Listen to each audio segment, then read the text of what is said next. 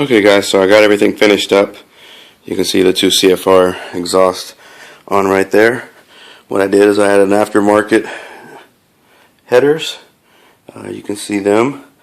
One right here, the other one down here. There is no underneath anymore.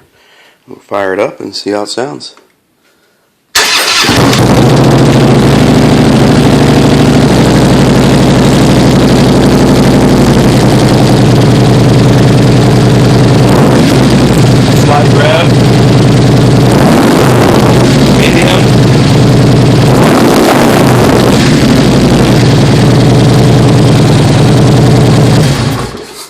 So as you see, they have a much more deep throatier sound.